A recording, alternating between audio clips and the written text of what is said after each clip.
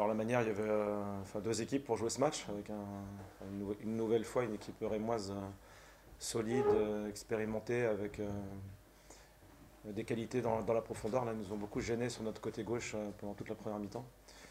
Et aussi des joueurs de petits espaces qui étaient capables de créer beaucoup de choses dans les 30 mètres dès qu'ils bénéficiaient d'un peu d'espace. Donc ça c'est la première chose. Donc on a une première mi-temps avec quelques occasions. Je trouvais qu'on avait été assez incisif, mais un jeu qui a été assez vite instable. Et on a senti qu'on manquait d'énergie et qu'on pouvait perdre un peu le fil sur cette première mi-temps, malgré le fait qu'on ait pu mener. Donc l'enjeu du début de deuxième, c'était de reprendre un peu de contrôle et d'avoir le courage à la fois de jouer sous la pression, avec quelquefois des situations un peu tangentes, mais elles étaient importantes à jouer par rapport à, je dirais, la volonté de construire le jeu sous pression. Et de gérer un peu mieux nos phases de pression en étant un peu plus compact, peut-être en allant un peu moins haut à certains moments, de manière à ce que ce soit un peu plus stable. Et ça nous a plutôt bien réussi. Et les entrants par-dessus, apportant une petite énergie supplémentaire, donc à l'image du but marqué par Timoué. Et la volonté jusqu'à la fin de protéger notre but, parce que Reims a poussé. Et donc ça, c'est aussi satisfaisant, parce qu'on n'a pas fait beaucoup de clean sheet cette année. On a pris beaucoup de buts avec une défense qui était par moments très poreuse. Et de pouvoir faire cette belle défense jusqu'à la fin, c'était aussi satisfaisant. Ouais, c'est possible, donc ça illustre les problèmes d'équilibre qu'on avait, entre la volonté d'attaquer à un moment et puis à un autre de se sentir poreux et inversement.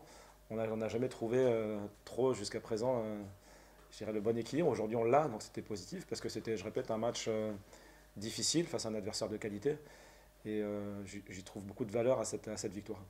J'ai perçu courant janvier, on a senti qu'on avait retrouvé de l'adhésion à ce projet collectif, la volonté de faire les choses ensemble en étant liés et en voulant à la fois défendre, attaquer dans une aventure qui est celle du FC Lorient avec ses caractéristiques d'aujourd'hui.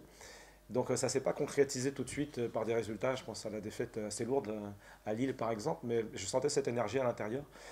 Et ensuite les petits apports, un, des nouvelles recrues, deux, des retours aussi de blessures qu'on a eues. Je savais qu'on avait un effectif de qualité. Et à partir du moment où on est dans une volonté commune de construire quelque chose, je sais qu'avec les qualités de cet effectif, on peut produire des belles choses.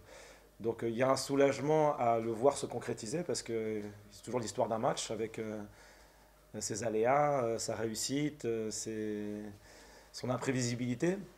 Et donc aujourd'hui, on a été suffisamment solide en termes de niveau de jeu pour pouvoir s'en dépêtrer.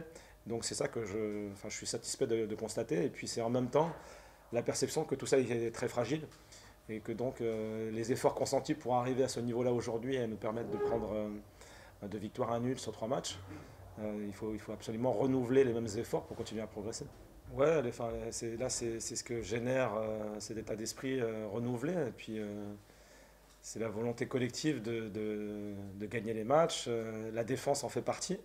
Et ce qui émerge sur la fin de match illustre bien ce qui nous relie aujourd'hui. Et ça, c'est hyper positif, effectivement, parce qu'on parle souvent des attitudes offensives, des buteurs, des passeurs, mais j'ai eu même une image avec Isaac là, qui vient contrer un ballon dans les dernières minutes, qui fait un geste défensif exceptionnel.